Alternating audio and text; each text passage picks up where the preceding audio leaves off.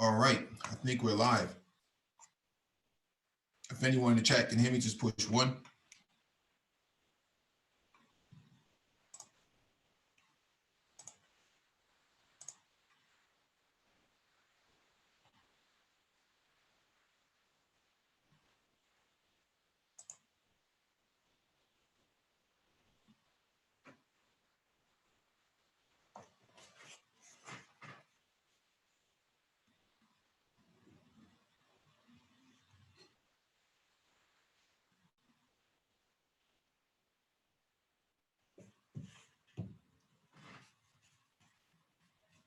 All right, got a confirmation. Thank you for the confirmation. Welcome back to the Black Brain Trust. This is episode 474, Black Tech Talk. Please hit the like button as you come in, share the video if possible, hit that notification bell so you get all the updates from the Black Brain Trust, those posted on the community tab.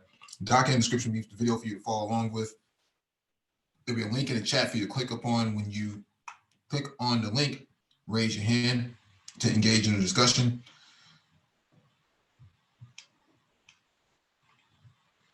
Just as an FYI, we still do IT mentorship here.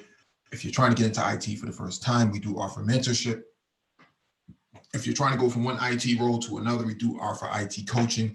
If you have questions about salaries and negotiations, wages, resume, we offer advice in that area.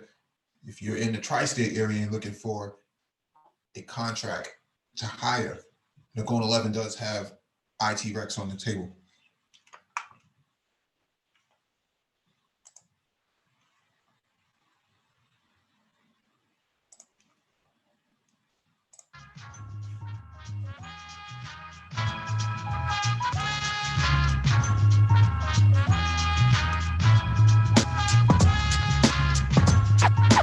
Come on, everybody, come on down. Come on, everybody, come on down. Come on, everybody, come on down. Come on, everybody, come on down. Come on, everybody, come on down. Don't test me, son. There might be death behind curtain number 1. Pantyhose niggas get scared and then they run for the border, only to prolong they slaughter. I'm off the hook, unplugged, out of order, coming up with shit you never thought. And if the girl suck dick good, I taught her. I flow by the mountain streams, niggas is tap water. About the rain, check your style, put your flow in back order. Break backs like Atwater, manslaughter, and roar at midnight with your daughters. Niggas order, pay attention, call me Merrill, cause I'm about to be lynching. And I forgot to mention, my animal instincts won't allow no flinching. See, cuz, come on, everybody, come on down. Come on, everybody, come on down. My niggas all over the world, my bros. Come on, everybody, come on down. Come on, everybody, come on. I'll put your flow in back order, break backs. Come on down. If I can't get this by flowing, I'ma take it without y'all niggas knowing what hit ya. Fuck up your city like a twister, blow up like the Vista. Get your paper, make a list of the nicest niggas. Get slammed like dominoes when I deliver, not hot wings or the pieces with the toppings. Tired of niggas flopping, they ain't hip, they just hopping from one new style to the next. What happened for the love of the game? Niggas want checks, but need to check themselves while they album ain't selling, catching dust on shelves. Come on, everybody, come on down. Come on, everybody, come on down. Come on, everybody, come on down. To my niggas all over the world, my flows. Come on, everybody, come on down. Come on, everybody, come on down. Come on, everybody, come on down. To my niggas all over the world, my flows. Come on, everybody, come on down. Come on, everybody, come on down. Come on, everybody, come on down. To my niggas all over the world, my flows. Come on, everybody, come on down. Come on,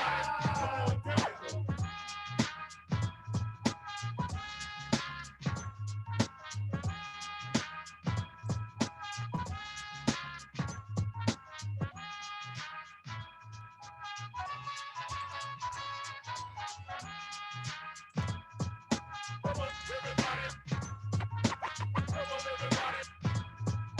Come on, everybody. Come on, everybody. Come on, everybody. Come on, everybody. Come on, everybody. Come on, everybody. Come on, everybody. Get down.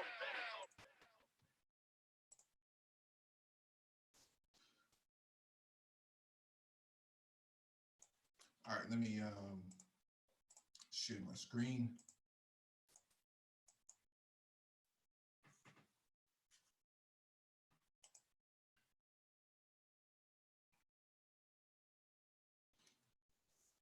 Also, for everybody who is new and have not updated their Zoom app, make sure you update the Zoom app first before joining, because there's a new update that came out a couple of days ago.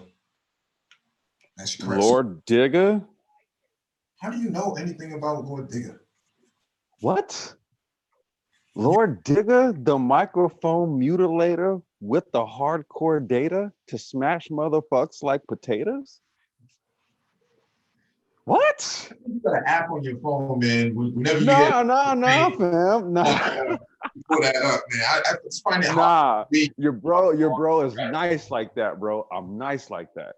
Real shit. I'm nice like that, dude. How can a dude who race and also know that much about hip hop? Hey man, you know, just like how, man, come on, you know how we get down, man. Oh, you know what? I got a DJ set that I did that I have up on my channel, dude. I'll text it to you like later. A DJ set? Yeah, like you can hear, like, dude, like you can see in my studio. It was like we kind of live streamed it, so you can see my studio, huh? You Serato, right? Nah, bro, this is all vinyl, fam. Yeah, like what are you talking? Oh my god. No, hey, I'll text it to you though, dude. You can check it out, like what my studio used to look like back in the day. And let me guess, all the vinyl is gone. No, I still got it. It's just down at my bro's house. You left it right by the furnace during the winter. Man, you tripping, dude. You tripping, man. I'm not going out like how Q-Tip did, man. Did you ever hear about what happened in his record collection? No. He lost most of that shit when his house got flooded out. Oh yeah. Yeah, man. I felt bad, dude. Yeah, I know Dre bought a whole record store just to get the records. Yeah. He's got a warehouse, bro. Yeah. Yeah, my guy used to, like, the cat that I came up under used to sell records to Mailman, like one of Dre's producers. Mm-hmm.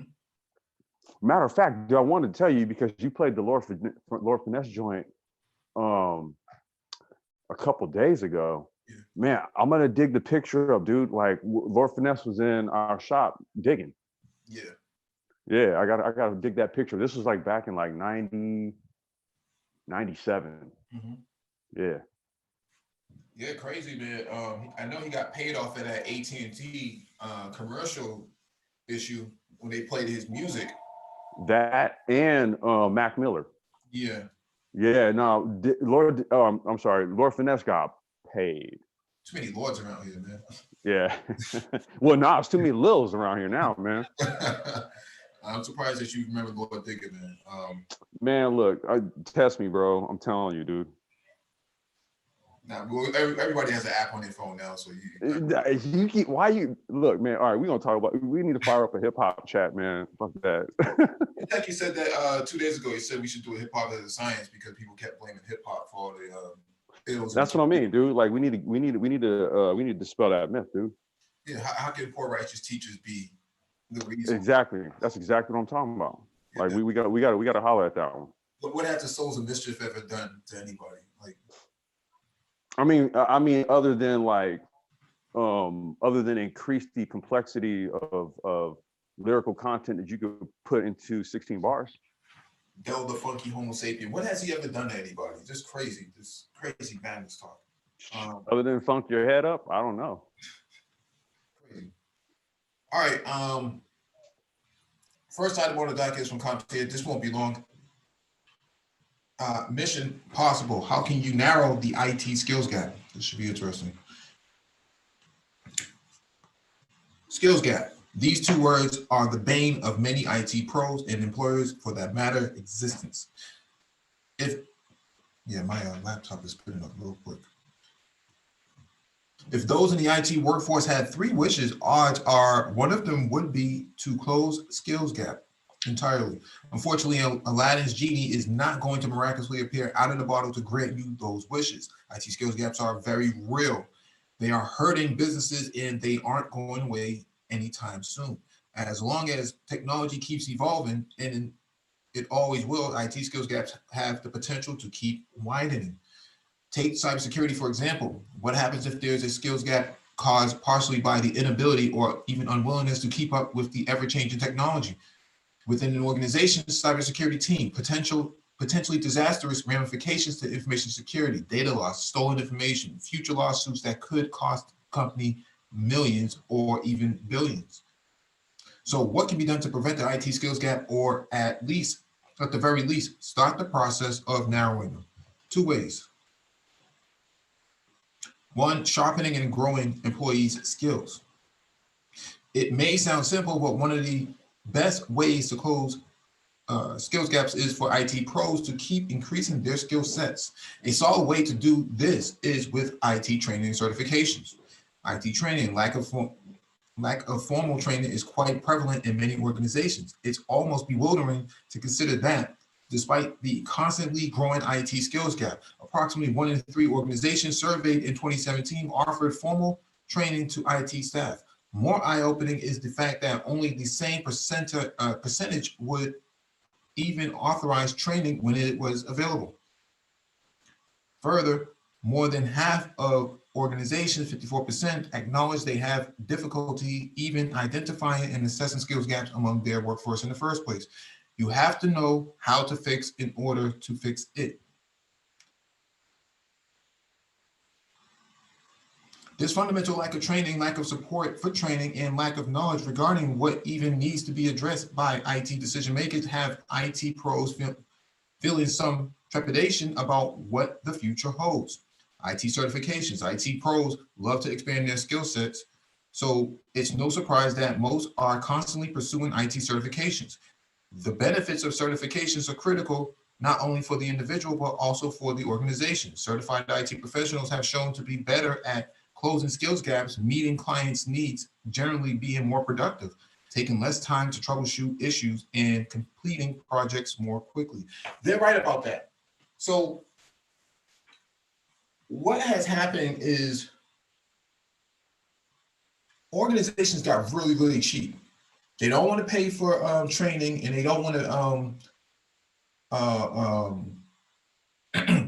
they don't know how to assess whether or not you need the training. So a lot of the times you have to come out of your own pocket to pay for something. And if you did pass it, there's a 50-50 chance they may compensate you for, your certification. But in terms of training, some of that training, $3,500, I just got quoted the other day, $3,500 just for a training for a few days. Okay. Government SANS training, that stuff goes $5,000, $6,000. Some of that stuff goes up to $10,000. Most of these organizations don't want to pay for it because they think that you should have the skill set coming in, and they shouldn't have to do anything. This is why I talk about certifications a lot, because if you had the certification coming in, you are hedging you're betting on yourself rather than the organization to actually hire you.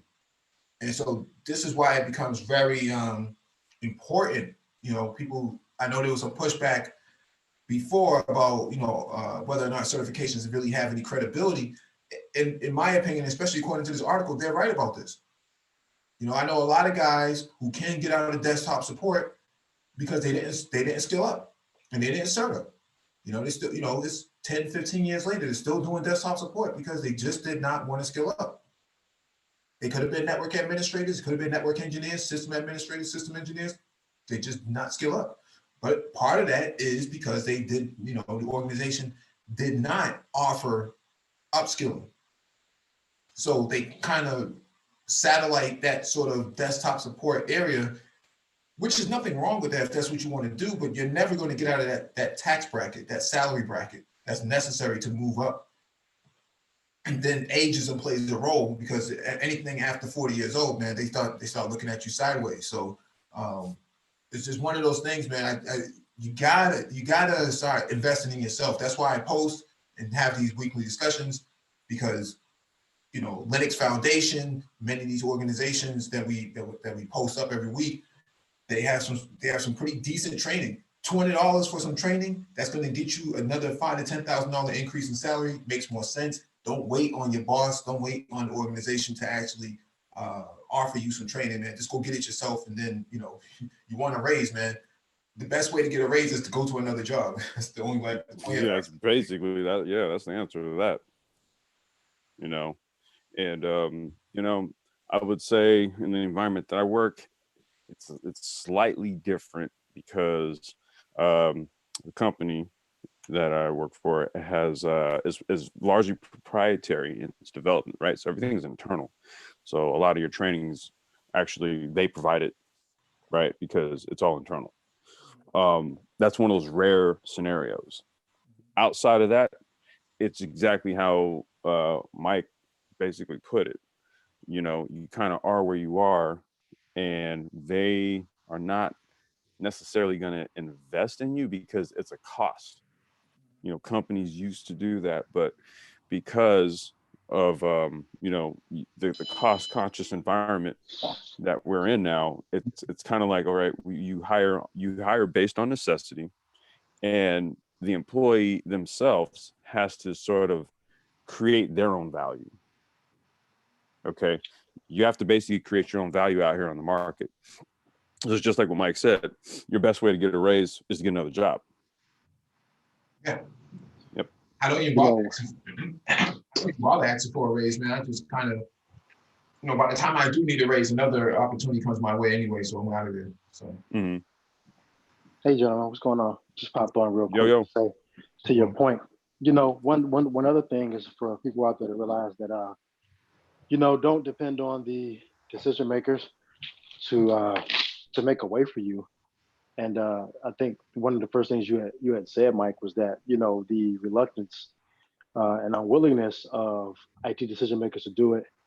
You know, pro tip: a lot of the IT decision makers that are at the top aren't people who have made their bones in the IT industry.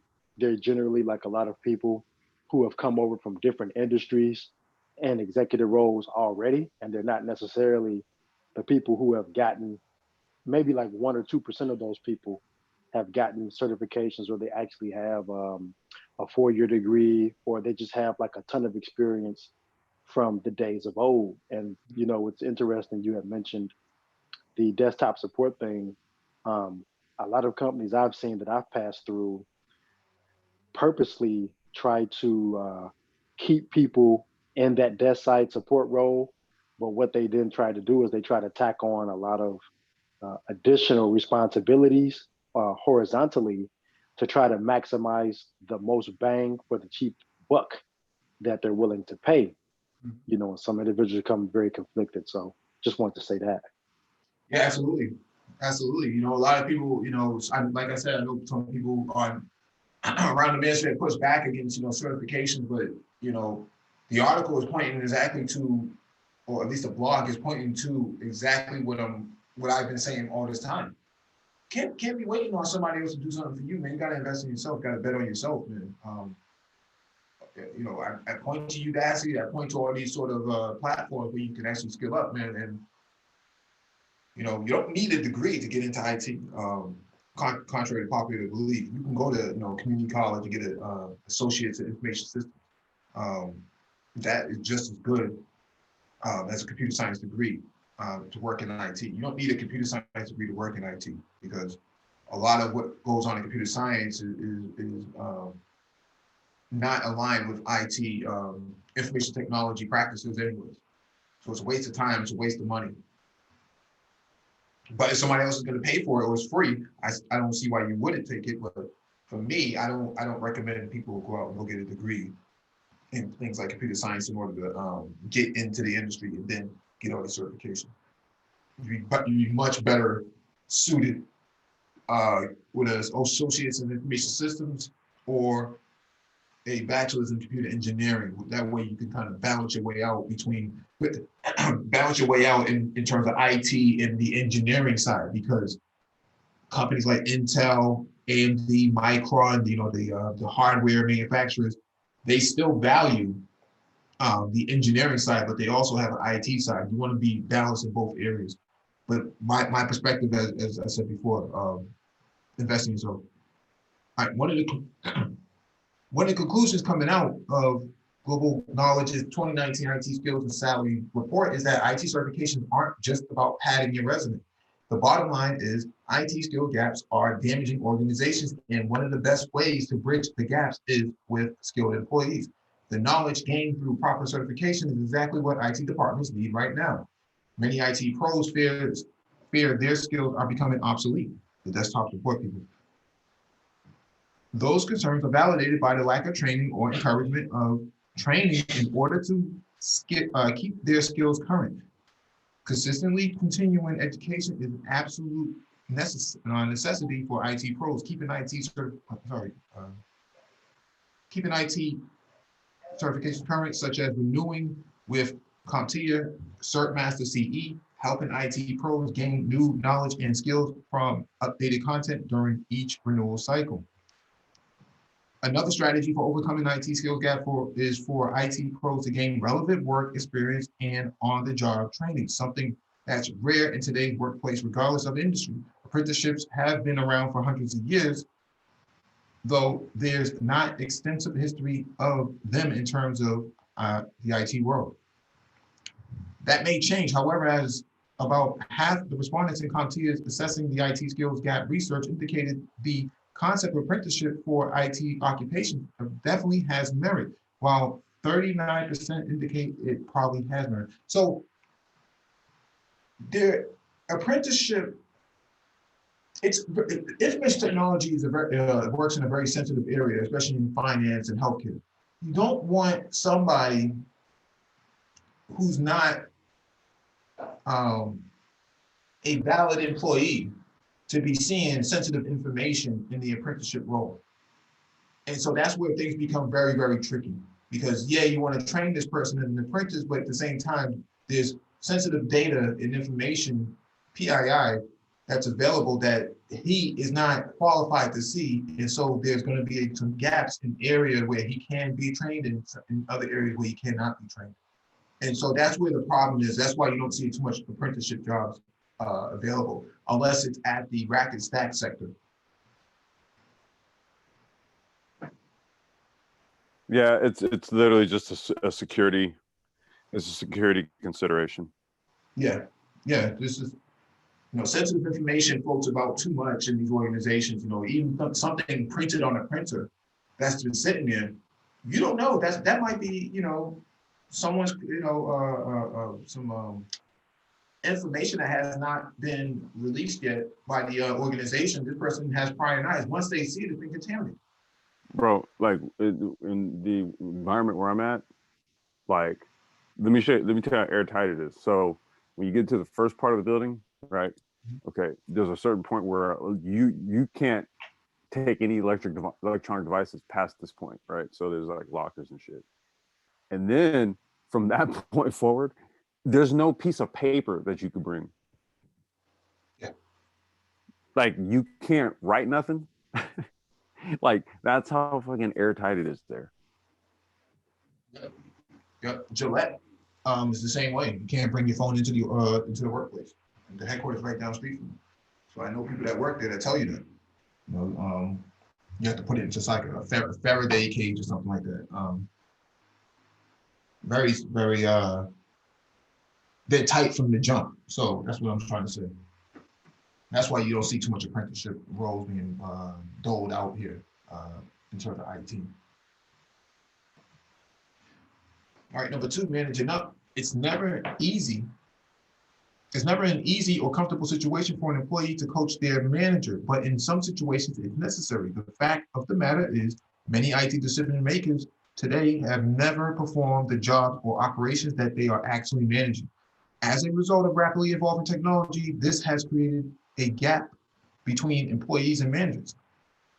When managers don't fully understand what their employees are doing and their challenges they face, it can be extremely difficult to address the IT skills gap. When managers and decision makers don't possess the same level of knowledge as their direct reports, how are they supposed to grow their team's skills, training, and toolbars?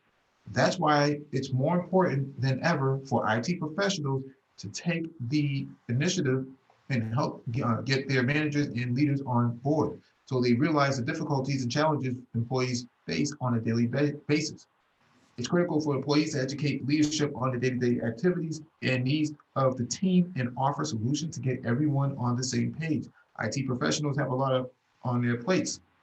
You're well aware of that, but it's so important to stay ahead of the technology curve as much as possible. While that may sometimes seem like it's like an impossible task, it is a realistic goal if you take the initiative to get an IT certification. Take in as much training as you can and educate your organization's leadership on what you do and the needs of your team. Then and only then can you start bridging that skills gap.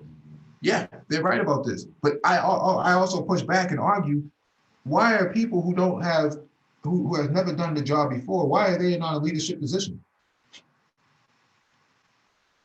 What value do they serve if they don't understand what I do? My security manager, my director is has 20 years experience in security. Well, I don't understand. Who's going to hire a person who has never done the job? That doesn't make any sense. Well, the thought or the idea behind that is that it's that they exhibit strong leadership qualities, right? Like those ever elusive intangibles, you know, to let human resources folk justify it. You know what I mean? There were times when I would be hiring for certain positions and I'd get a recommendation from a hiring manager, right? And I'm like, okay, I'm just trying to figure out like what like transferable experience am I like looking for here? You know, and you know, it really didn't have anything to do with you know, any sort of prior experience or anything like that. Usually those are going to be some sort of like, you know, nepotism hire of some kind, some sort of favoritism hire, you know, somebody's back's getting scratched or something. That's usually what happens with those types of hires. You know, when they put people in positions of like management or leadership with like no actual experience in the environment. Yeah, you always got to look at that with an air of question. Yeah. BLS Holding. Anyone know if the cyber job heat map at cyberseek.org is accurate? I don't know. I've never heard of it before. I never heard of that. Yeah, I think I may have heard of it, but I haven't checked it. We'll look it up. Actually, let me look it up right now. I don't want to waste too much time. Yeah, Mike, I'm gonna be heading out to the track here in a bit, man. Got a pro kart race. All right, good luck, man. Yeah. Well, the team's gonna be out there. I'm gonna go. There's a dude that's got a vintage cart. I posted a video of it a couple weeks ago, but I'm gonna go help him tune it today. So I'm gonna head over there to help him do that, and then I'll be out at Buttonwillow tomorrow. So I'll shoot some video of that too. All right, so we're on the website, cyberseek.org. It shows a heat map of the potential roles that are open around the country. It says that there's 43,000 jobs posted. Not showing me any example. It says top cybersecurity job titles: cybersecurity engineer, cybersecurity analyst, network engineer, network architect, cybersecurity consultant, cybersecurity manager, administrator. And so this is just a data, not a data map, a metrics map, mind map. And so I would say it's more than likely accurate, but it's probably accurate in terms of the heat map itself, but in terms of the jobs, there's no real way to determine 13,000 jobs, because my LinkedIn doesn't show 13,000 at all. Mm-hmm. My LinkedIn shows maybe 100, 150, but it doesn't show 13,000. And I'm in Massachusetts. So, it's very questionable. You might have, like I said, you might have maybe 100, 150 roles open. But I'll give you an example. There's an organization here that is a hedge fund that has a role open for a security analyst that's been open for the last 2 or 3 years. And they said they're not going to close the role until they find the right candidate. So it's not so much that they can't, that just, oh, there's so many jobs they just can't fill. No, they're looking for personality over skill. Wow. Right. So because it's they're scrutinizing the shit out of their candidates then. Yeah, it's a real problem with companies that say, oh, we can't find cybersecurity people. It's not that they can't find cybersecurity people, it's that they don't even know what they're looking for themselves. And so that's why, you heard me mention earlier, IT coaching. See, they need a coach. They need somebody who can come in from the outside, look at the responsibilities, roles and responsibilities of the resource, and then they can determine whether or not you really need a full-time a FTE or LTE. Right. And so these jobs that seem to be open, especially for a certain amount of time, is because either it's a fictitious role to fish to see who's going to come and bite, or they have no idea what they're looking for. There's no reason at this point that a company should have a role open for more than 90 days. That's what I was going to say. It's the hiring cycle is 90 days. Yeah. Right. So that is from the creation of the requisition to the completion of the background check. 90 days. Right. So I had deadlines when I used to have to fill. I had a deadline. So if we created the rec in January, March, we needed to go ahead and we need to have it filled. I interviewed for a role a couple of years ago, and then I never heard anything back from them. And then 9 weeks later, I ended up with a phone call or a LinkedIn message saying, "Hey, are you still available?" Like, dude, that was like 9 weeks ago. Like, I already moved on. So if I don't hear anything back within, a week, 7 days, I already consider it to be a wrap. So I think what happens here is that some of these roles don't get closed and they sit open, and then that gets aggregated into the data collection.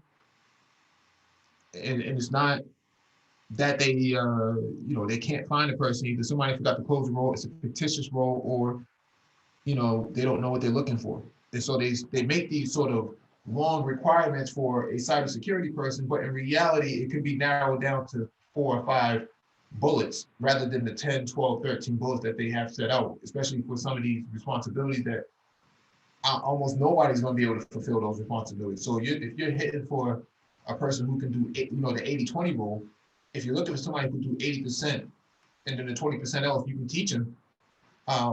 That actually makes more sense to work from that perspective rather than to just try to fill 99.9% of the responsibilities that's on the description itself.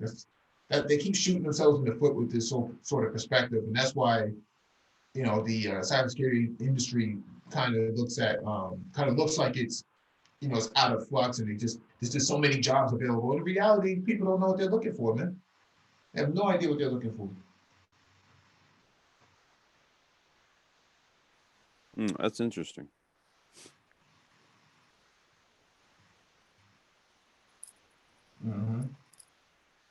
Yeah, I used to run into something similar, but yeah, Ms. no. Yeah. What's up? No, I was just saying, Ms. Hamilton says my organization keeps position required requisitions for certain hard to fill roles. Solutions architect open all the time. Other roles are open but contingent on contract award. Yeah, she's right about this. It just sits open and it looks like, oh, there's just so many jobs, but in reality, they just left it open. Right. Now, here's the thing though. Now that okay, not to really delve too far into this, and I don't want to get too far into the weeds, but so when you so you have to have an applicant tracking system. This is kind of like what is required from a human resources standpoint, right? For record keeping purposes, so that you can so that like local and state governments can report hiring data, right? So the number of jobs you post, how many applicants you got, and then how many at what parts of each part of the screening process, how many applicants fell out at each part, the reasoning that they fell out, so all this is data that's tabulated. And then what it does is, and then as an aggregate, when you compile all the numbers, so all ATS is applicant tracking systems, they all compile the same data points, right? Whether you're using, gosh, I'm trying to think of some of the applications we used. It's whatever it is, but they record the same types of data, right? So I could run a report, and then over, say, like all of 2019, I can see how many applicants we got for the year, for what positions, each position, how many applicants we got, who fell out, why they fell out, how many people came in for the interview, how many people passed. You know what I mean? It's like you can get all of that data. So oftentimes you could, for say the purposes of boosting employment numbers, right? You can post jobs that you never had any intention of filling. Yep. And that's part of the issue. That's why IT, it looks like there's so many jobs open in IT, but a lot of the times those recs, man, are just put out there, like Ms. Hamilton said, man, they leave them open. Even if they found somebody, they still leave it open. Just in case, this guy doesn't work out, this person doesn't work out, the road. Dude, oh man, oh God, just real quick, just to relay a personal, I was a recruiting manager for like a solar firm. Man, they were notorious for that, dude. It used to piss me off. Mm-hmm. It used to piss me off, dude, because I would find all the right people, and then they would kind of sit on some people, then they wouldn't commit one way or the other, and then all of a sudden it was like, hey, can you call them back? And it was just like, dude, no. Yeah, it depends on how long you waited. If it was a few weeks, and that might be, 2 or 3. Yeah, it's like, nah, man, that's not how I recruit, man. I can't be doing shit like that. Mm-hmm. All right, let me jump to this next one. Fastcompany.com. Forget learning to code. There's an easier way to fill coding jobs.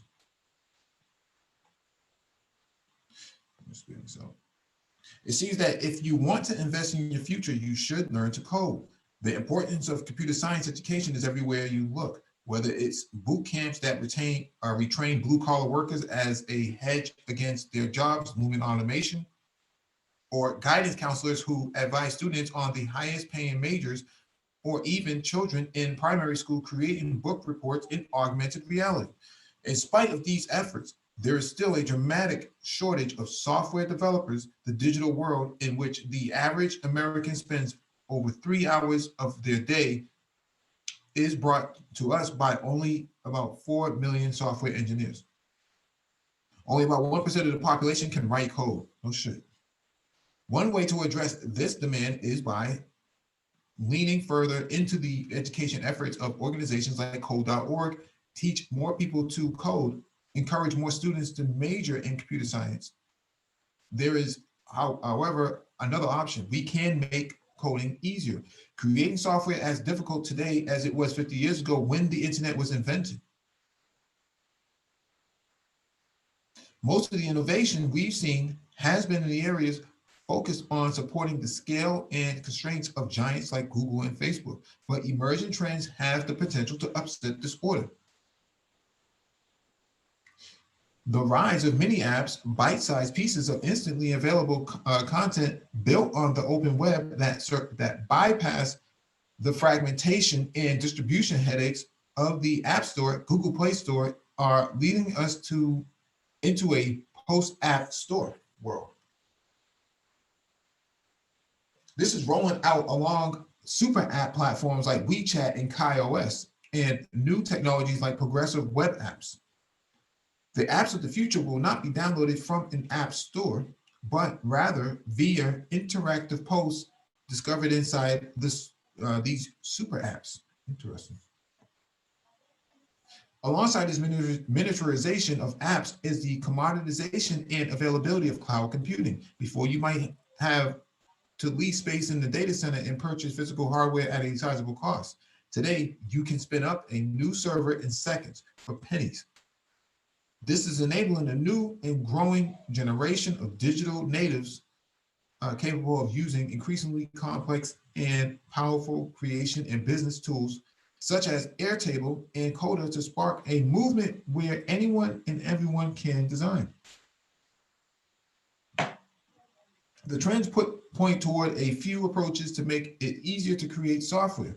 The most common approach in the wild today is the creation of specialized tools and infrastructure to create and deploy a very specific type of app. We see this with stores on Shopify, donation pages on GoFundMe, and blogs on Medium.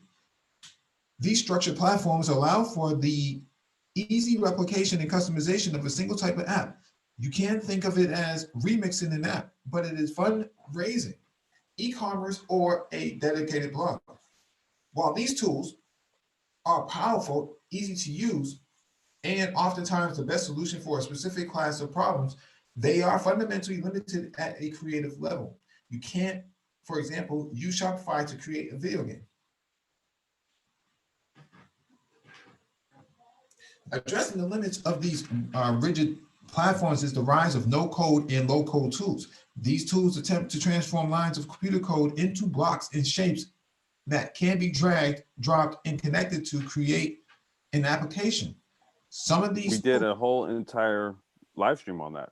Yes. Some of these tools are quite powerful and valuable, allowing ordinary people to build complex pieces of software without ever seeing a line of code. However, they are constrained by the types and levels of abstraction made available by the developers. In order to bypass these constraints and push the limits of these tools, projects often become as complex, if not more complex, than they would be if they were simply written in code from the beginning. These proprietary tools are also bring them issues of vendor lock-in and bit rot, leaving hopeful creators stranded with no export or migration path. In the event the service shuts down or changes direction, this is the case with Google App Maker, whose shutdown next year will leave all apps on the platform unusable. All the more reason not to trust Google. While prime with opportunity, the market is still very much evolving. We are still in the early days of coding disruption, and there isn't a long-term winner yet. It's likely that an effective solution will come from multiple spaces. No-code interfaces can be incredibly valuable when paired with real industry-standard code and a community of developers available for gig economy-style micro-engagements to help creators go beyond the scope of what is possible with code. The ability to instantly remix a piece of software, like creating a new store on Shopify, opens the door to looking at development in a subtractive instead of an additive way. New things can be built by taking things that already exist and duplicating them and modifying. Continuing innovation and investment in this space, making software development easier, is the most powerful way to increase the number of people capable of participating in the software company. As more people learn to create, and as they create new things and push boundaries in new directions, software will begin to evolve in entirely new and interesting directions. And our workforce will reflect this market scale. It may still be early days, but the potential of these new tools that change the way we approach code will give businesses and employees the opportunity for growth and development like never before. Yeah, so we did, oh man, low code, no code. We talked about that probably. Bro, telling you. Yeah, 2019. So what I'm saying here is, I think people still should learn how to code from the fundamental standpoint, but to walk around like you're a Java king or, you're a Python queen or whatever it is, that's not really necessary depending on what kind of role you are. So if you're a front desk receptionist or some kind of medical liaison, you don't need to learn how to code 100%. But this, low code, no code is actually where the money is. Mm-hmm. Because you can spin up apps a lot quicker, man, just by knowing how to use the application. Not really code per se. Knowing code allows you to tweak refine your stuff. Mm-hmm. Okay, that's where knowing the code comes in, or at the very minimum, being able to understand it so that you can manipulate certain lines, right, to get what you need.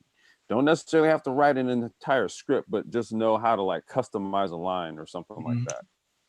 Mm-hmm. Yeah, depending on what kind of platform it is, it may already do a spell check and things like that for you. Right. I'm pretty like, I'm pretty sure, because I haven't really messed with this type of stuff in a good minute. But I know it was all sort of like WYSIWYG based. What is what you get for those who yeah.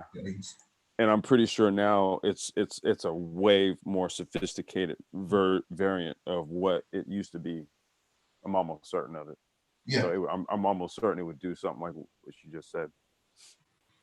Yeah, no different than the Easy Bake Oven. Mm-hmm. You know, a lot of kids were faking the funk when they were trying to cook. You know, they put their little Play-Doh patty in there, whatever it is. They come back out and they try to eat that sucker. You're It's true.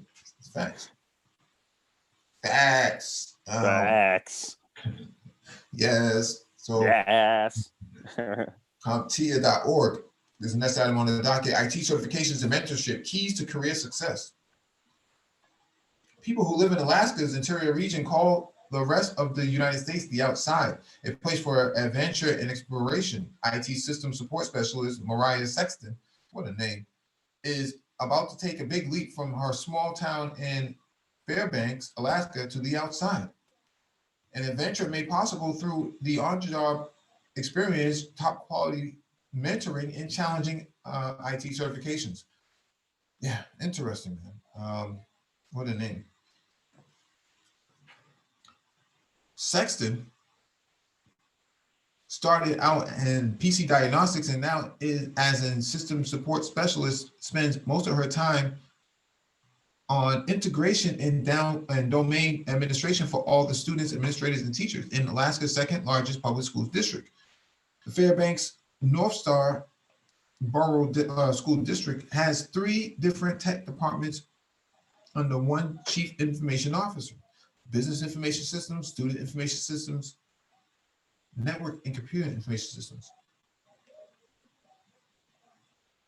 Sexton created a tech niche outside of the 3 departments as the sole technical specialist for the teaching and learning department. She likes to joke that she's the middle of the bar. The middle bar of the Swiss flag, a bridge between the IT departments. As a one-person operation, she gets her own office. I work in a converted custodial closet, she said. I call it my little bat cave.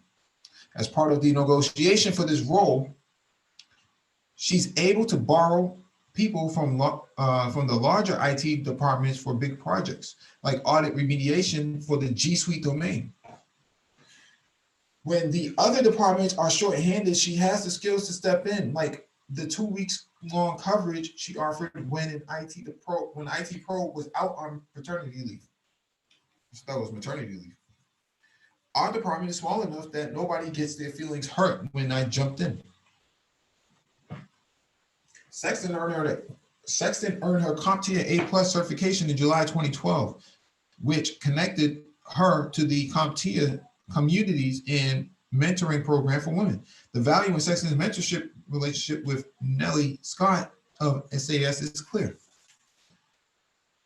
She didn't have a lot of experience in the IT market, so we had to figure out how she was going to accommodate or communicate an eagerness to learn and a passion for IT in a business setting and in business terms. She didn't have a lot of, Since then, Scott has helped Sexton access a network of women, understand how to negotiate in challenging situations, and build a job description that gave her room to grow. When Sexton first applied for the Fairbanks North Star Borough School District position, the job listing was extensive. It was also a union job with no room for bargaining on pay. She reached out to to Scott for help. So this is very important. It says it was also a union job with no room for bargaining on pay. That you run into these type of things. So keep that on your radar. We talked about how the real world, this job would be done by 2.5, maybe 3 people. Sexton says Scott suggested they rewrite the job description and bargain for a training budget. I would build the description and rewrite it into something I could do, and they would pay for technical training that I was interested in.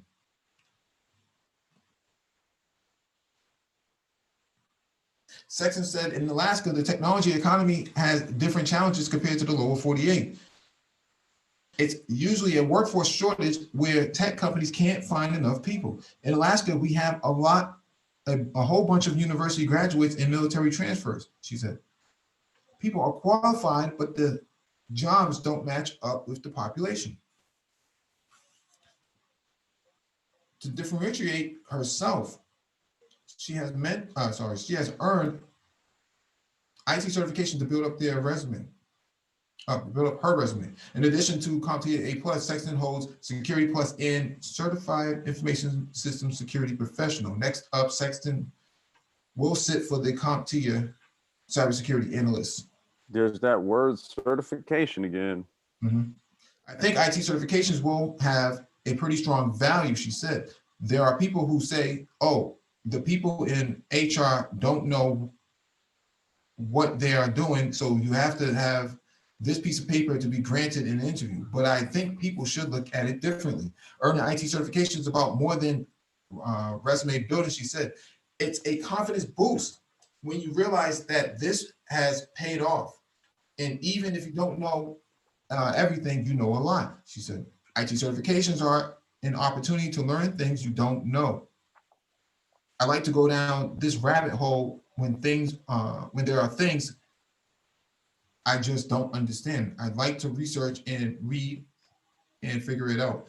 I wonder why a person in her position would need a CISSP though. For those of you who don't know, a CISSP is like the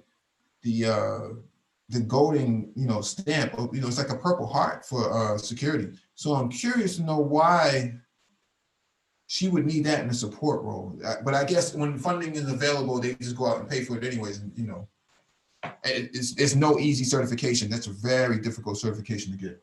I mean, it's kind of like a why the hell not, right? I mean, shit, you get it, you got it. If you get it, you got it. Sexton is looking for work in digital forensics and forensics investigation as a career field, while eyeing Portland, Oregon as a potential destination for her next big move. Seeing some tech pros pick up phones at thrift stores and pull off hidden data proved to be a digital forensics demonstration that inspired her to get into the field. It's impressive what they can do out of thin air, she said. There was all this information that people thought they had wiped off these phones. A horrifying amount of stuff that was to start from me. I thought that was the neatest thing ever. Practically, she's looking for work in a security operations center and planning to specialize from there while taking a certified ethical hacking class to lay some tracks. Sexton is counting on her mentoring relationship with Scott to help her through the next big step. So mentorship is important. That's why we do it here. Is Judge still in the back?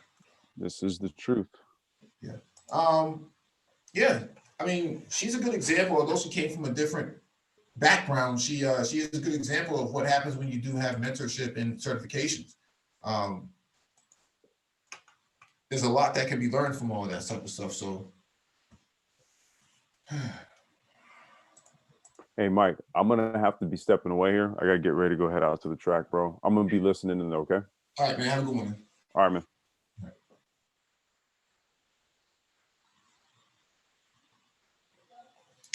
All right, get some water.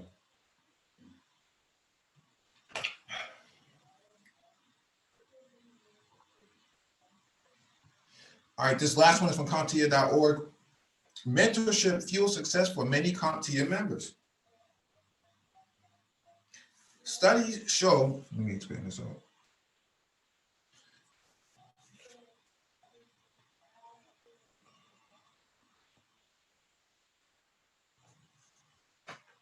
Studies show that companies that prioritize more diverse and inclusive workforces elevate the effectiveness of their businesses and satisfaction of employees and their overall success. It's a foundation that CompTIA's Advancing Tech Talent in Diversity Community strives to teach.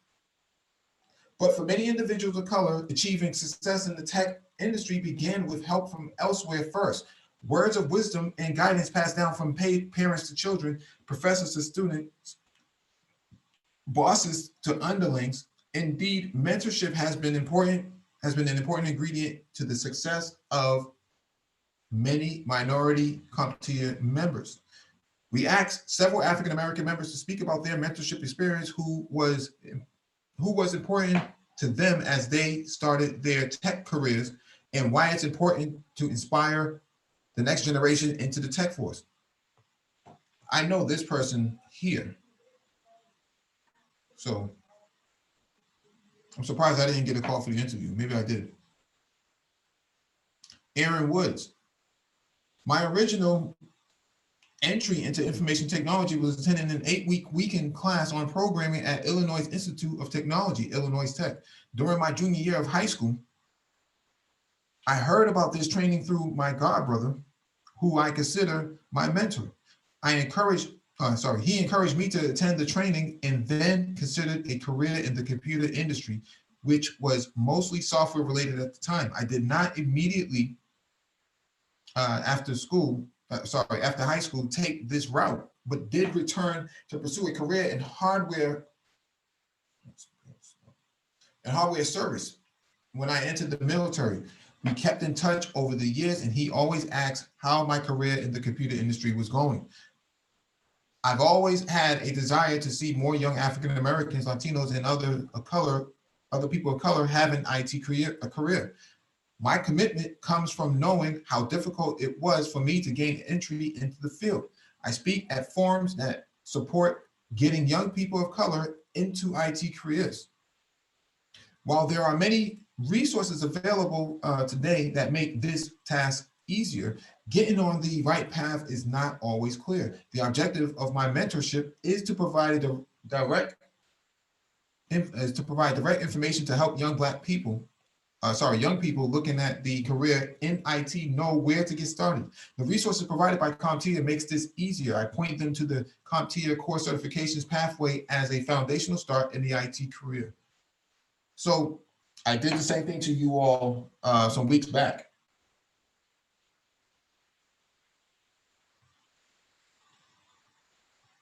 All right, Eric Pinto.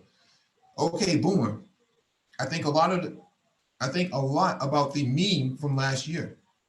Designed to poke casual fun at a generation that didn't grow up in the age of technology and therefore deemed out of touch by millennials. I often think of the very different set of challenges presented to the African American generation before me and the deepening disconnect with those that have followed since. Culturally, it was the baby boomers who carved out a path for me. My parents understood an America that was very different from today, an America shackled in the still too recent memory of repressive history and divided reality. For my generation, technology is the great equalizer. My father knew this early on. I'm not sure he was aware of the depth or gravity of the digital divide back in 1985, but he knew enough to know that the emergent world was less concerned with skin color than a person's capability. He pushed me to ask questions and to understand the value of technology in the changing economy. Tech has always been the great equalizer. Thankfully, my father knew this way before I did. I am grateful that he was kind enough to impart a fraction of his wisdom with me. I can only hope to do the same for my own son, who, as he navigates the next chapters in an African-American culture and technology.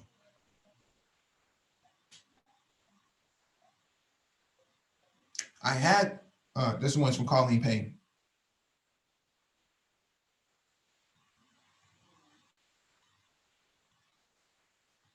I had several professionals that gave me advice along my journey to becoming an owner of a UACS, a full service information technology service provider. We currently mentor high school, college students, as well as provide internships for these students. Moreover, we participate in mock interviews and resume preparation for our students as well. In addition to the internships, we donate $1,000 a year for students for their college education. Giving back to our youth is a part what we are, this is poorly written, a part what we are about to hear about here at UACS. We are very passionate about the success of our youth and all we ask for, this is all poorly written, sorry. All we ask of the students is to pay it forward. I found the mentoring was beneficial. I had mentors from the financial accounting and to the technology side. These mentors made a difference in my knowledge base, as well as an open door policy for operations to be asked. Eric Powell. One of my mentors that helped me to transition into the IT industry is Corey Kirkendall at 5K Technologies. Corey, another Black male, essentially took me under his wing and showed me the ropes of becoming an IT professional. His guidance has been invaluable. Interestingly enough, the U.S. Bureau of Labor Statistics has shown that Black male unemployment is higher when compared to other demographics. In addition, the IT industry has projected millions of positions will go unfulfilled within the next decade. So why is this more important to discuss during Black History Month? Well, many people don't know this, but one of Dr. King's strategic goals was to address economic injustice among America's disenfranchised. Hence, the IT industry is in a unique position to address historical economic injustices by reaching out to qualified individuals that may not be exposed to the careers in information technology. One way we can address these goals is to expose other young Black men like myself to careers in information technology, cybersecurity, and everything in between. So we have been talking about this on here since the inception of the Black Brain Trust. Everything that Eric Powell is talking about, we have been talking about since day one. Let me jump to the last one. This one is from Crystal, the girl I pointed out.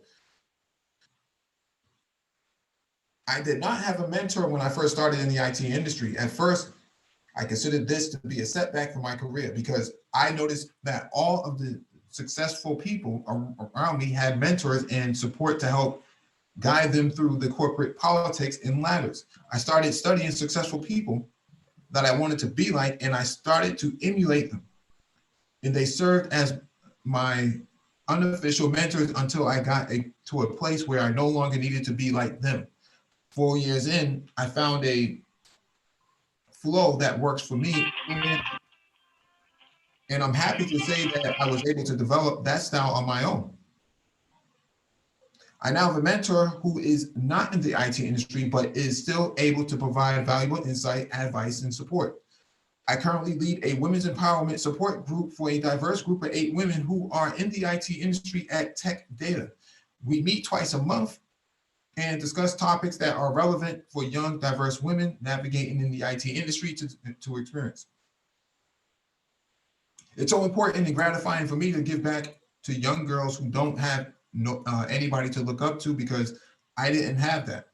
And I've learned over time that you need to stand in to fill the gap if you ever expect change to occur. And I live that out each day. I think these were actually pretty good. These are actually pretty good summaries. It echoes a lot of what. Very true. Very true.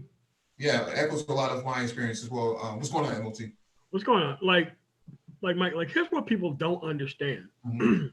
There's a lot of these positions that are open in the federal government.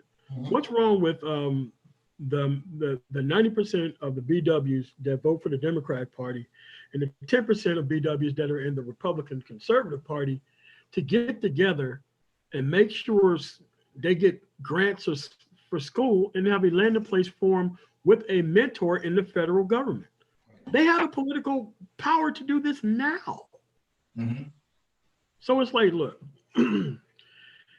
if we split off and create our own group and have our own things, they're just not going to come along, man, because there's a lot of power that they use to kind of insulate their own power, but they're not using what they have to help the Black men at all.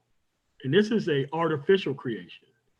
This is not a purposeful creation. It's artificial and purposeful by them. It's like, look, that lady, I think like the last one, who formed like, you know, the international sisterhood so that way she can get help. That's still a good idea. But you know what would have worked better is if the older men and women actually created the actual system so that way she wouldn't have to go through this on her own. Right. So she's fighting two levels of generations of battles. Right. When they go into this field. But working with the federal government, they have to help you in those jobs. There's always a mentor, mentee type thing can get you up to snuff. Mm-hmm.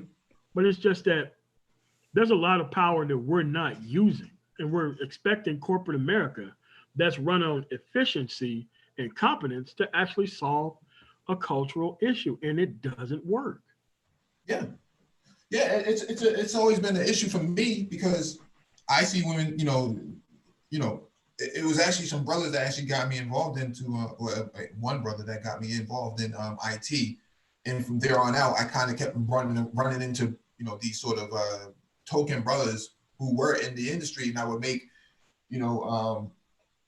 association with them and hearing their experiences, man, I'm like kind of echoes a lot of things that I was running into today. So we didn't have a certified network like this when Crystal did, but I ended up joining NISB, and NISB really talks extensively about this on a monthly basis. So this is the type of stuff that we do talk about, but I try to bring it to these live streams as well because it's important. A lot of people push back, some time ago about me talking about certifications. Like I said before, it's better to have it and not need it than to need it and not have it. I don't see how that can be a loss factor to you. And what certifications do, it shows how dedicated you are to the craft outside of the actual work environment. Right. Right. Right.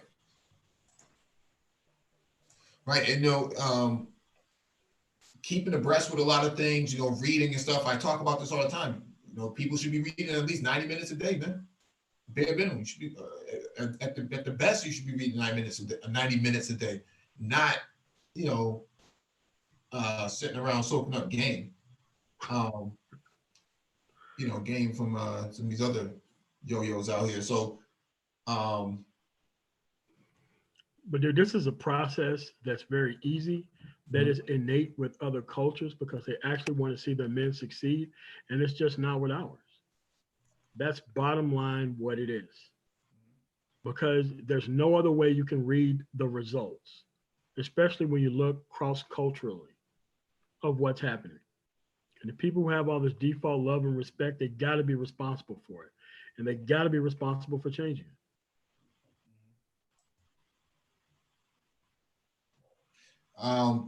Let me go to the chat. Let me see what these people are saying.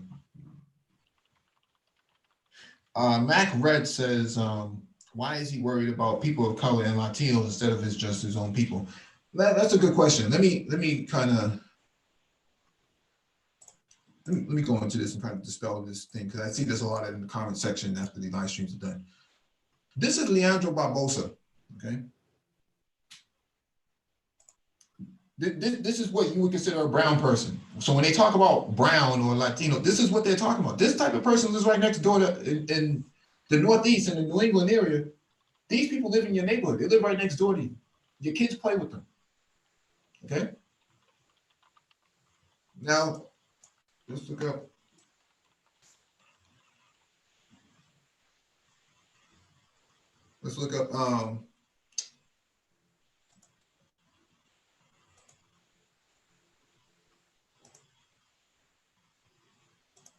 Let me show you something else.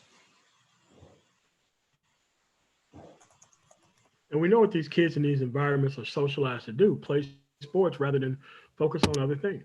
All this stuff can change with the creator of the family. and the intentions thereof. Mhm. And being self-aware enough to know about the consequences to which you try to get in. All we're trying to do is just have better results so that way we can all win here. I'm not sure what the problem is here, or why it's such a simplistic thing cannot cascade over the Black community like the latest slang word. Right. How come creating a family can't really have the power or the widespread reach of the word like ratchet? Like, come on, man. It's crazy.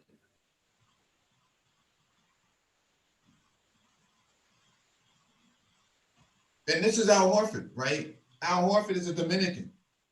But according to you, nobody should be worried about him if he lives next door to you. I don't know, man. Black Americans just have their priorities mixed up in who they classify as, needing, of importance when mentioning anything about being progressive. It's really. They can't wait to try to de-Blackify you to try to boost their non-productive status over people who actually are doing shit. And I get tired of hearing that shit too, man. Yeah, it's stupid. It's a stupid discussion. The problem is they try to do that so that way they stay part of the conversation when they clearly don't deserve to be a part of either conversation. He says when Leandro Barbosa makes it, he will never say he's Black. It doesn't matter. Who cares about that, dude?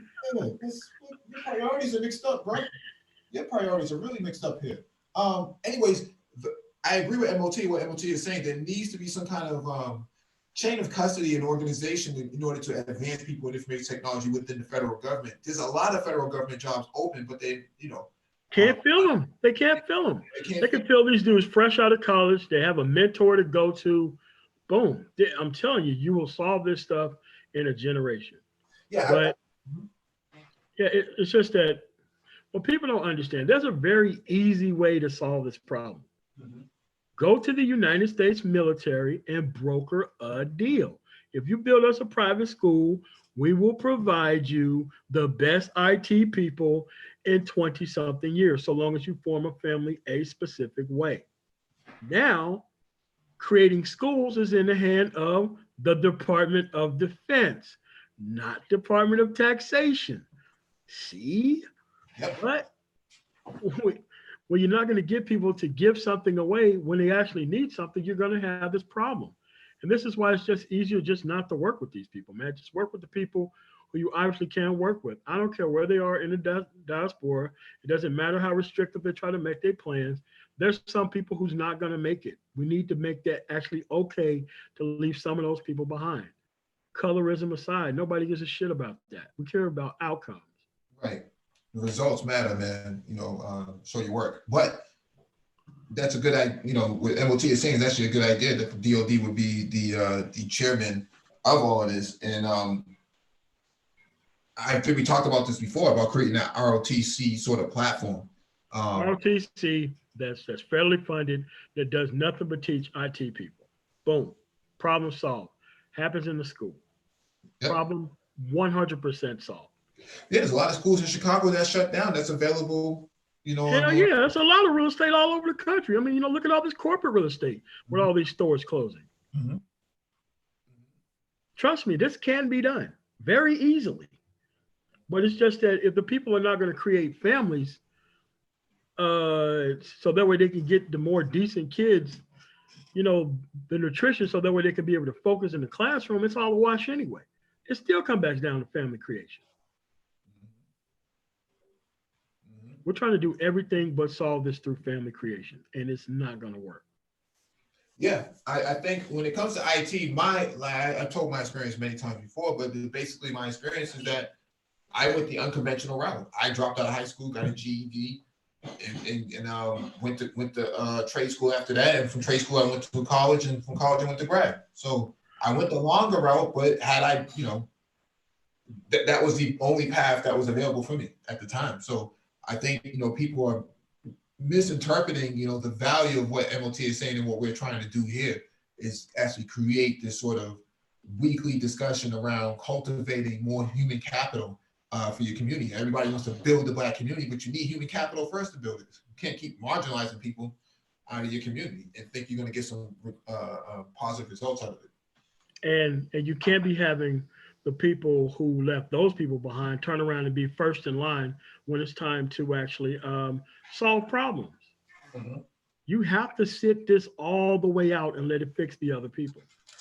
And just because they think their numbers are numerous, that they should come first. Like, that's not how it works. You know, just because you have a heart attack, you go in first in like an emergency room situation, but you don't really come first in a rebuilding the community type situation. You know, it's just that the priorities are all wrong. And I'm not sure how to solve that other than just separating that. I just don't know. Well, we talked about this at the, we had a NISB event the other day, last Thursday. And that was the focus of the discussion. How do we create a social space for progressive Black people, you know, in any environment, right? And they criticized the HBCUs because the HBCUs didn't do enough. The HBCUs should have embedded themselves inside these PWIs, which is predominantly white institutions. They should have embedded themselves in sort of these PWIs to create a social space for Black people so that they're continuously having that sort of engagement.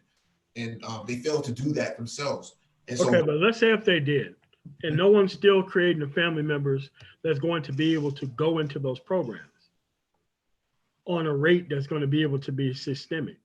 Most time when people go to a PWI, they are vastly outnumbered by the people who are there. Vastly.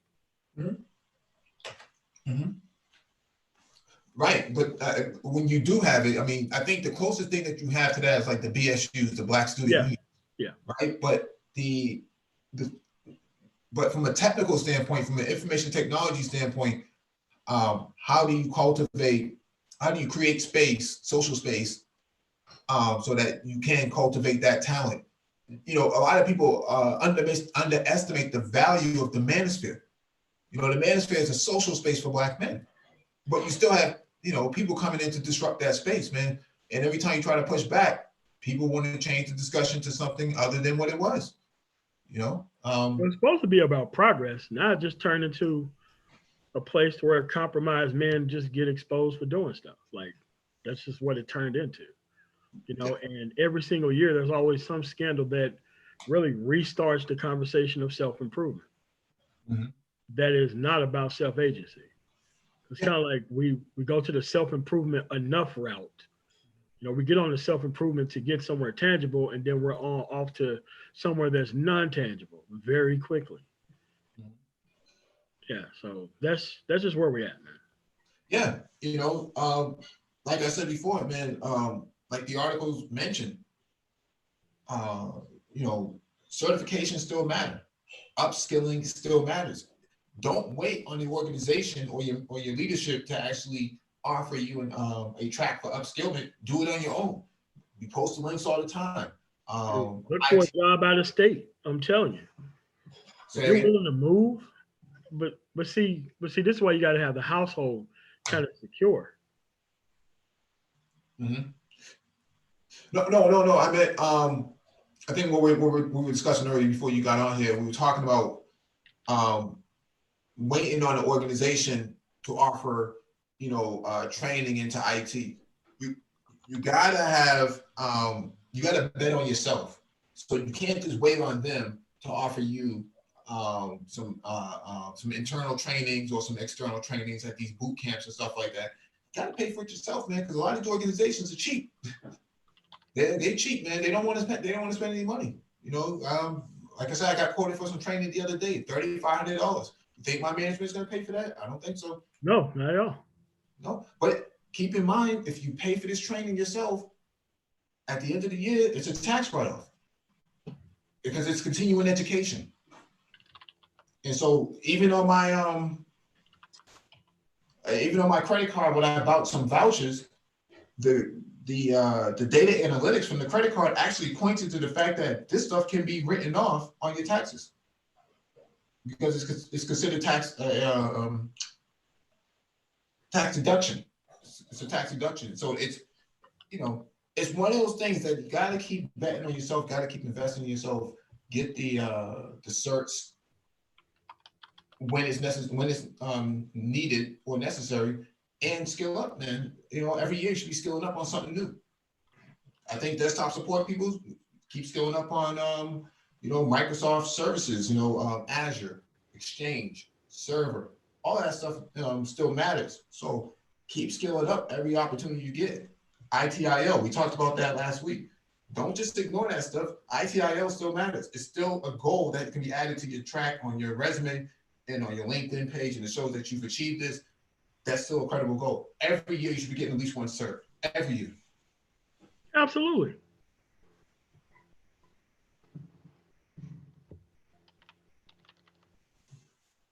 MacRed called you a coward. I know. I come off as a scared little young man who's not able to take anything. Because see, at the end of the day, they think their insults actually want to bait me into actually producing and providing for them. And that's just not the way things really work. You don't have any power. None. As soon as people don't consider the people like this sexually viable and none of their nonsense along with it, you lose all your power. Yeah, we've reached the end of this live stream, man. But thank you all for joining us, man. Please hit the like button if you've not already done so. Share the video if possible. Hit that notification bell so you get all the updates from the Black Brain Trust, and those posted on the community tab. Doc in the description beneath the video for you to reference and follow along with. If you're trying to get into IT for the first time, we do offer IT mentorship. If you're trying to go from one IT role to another, we do offer IT coaching. If you have questions about resumes and salaries and cover letters, we do offer advice in those areas. If you're in the tri-state area and you're looking for an IT contract to hire, Nagona 11 does have recs on the table. Get in touch with us at the end of the live stream by leaving your comments at the end of the live stream. With that being said, we're out.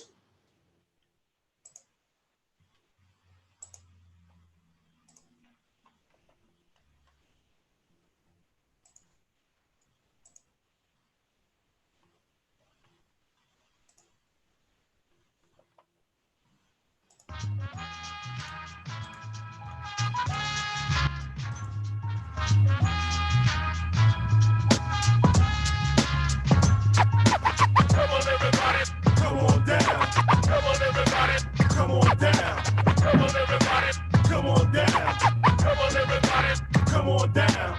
Come on, everybody, come on down. Don't test me, son. There might be death behind curtain number one. Pantyhose niggas get scared and then they run to the border, only to prolong their slaughter. I'm off the hook, unplugged, out of order, coming up with shit you never thought. And if the girl suck dick good, I taught her. I flow by the mountain streams, niggas is tap water. By the rain, check your style, put your flow in back order. Break backs like Atwater, manslaughter, and roar at midnight with your daughters. Niggas order, pay attention, call me Merrill, cause I'm about to be lynching. And I forgot to mention, my animal instincts won't allow no flinching. See cars. Come on, everybody, come on down. Come on, everybody, come on down. So my niggas all over the world, my bros. Come on, everybody, come on down. Come on, everybody, come on down. Come on, everybody, come on down. If I can't get this by flowing, I'ma take it without y'all niggas knowing. Would hit ya, fuck up your city like a twister, blow up like the Vista. Your paper make a list of the nicest niggas.